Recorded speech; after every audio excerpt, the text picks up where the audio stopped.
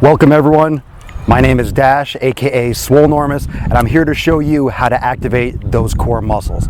Now, I mentioned it in my live broadcast and also on some of my YouTube driving while gaining episodes that the core is the most important aspect of your training. But what is the core? The core is the pelvic complex all the way up to the cervical spine.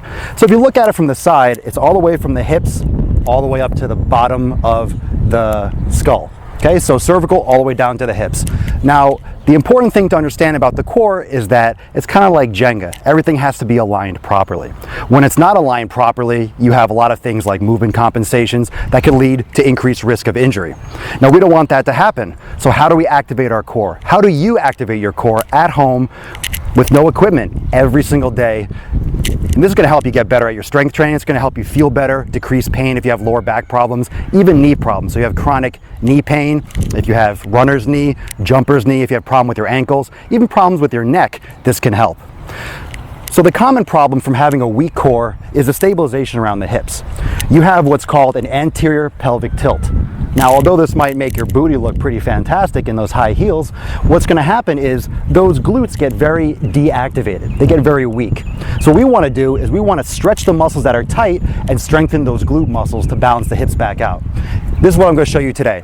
One exercise that you can do 7 days a week, every day before like your workout, when you warm up, and then even when you cool down, and even on off days when you're not doing the strength training. This is called the supine hip bridge. So to get in the proper position for the supine hip bridge, you want to keep your feet about hip width apart. You're going to lie down and get in a nice comfortable position where your lower back is in contact with the ground.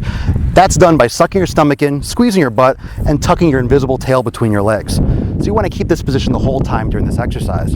Hands can go on your hips, and you're going to suck your stomach in, exhale, squeeze your butt, and push up towards the ceiling. Now the most important thing is you don't start to arch your back and try to get as high as you can.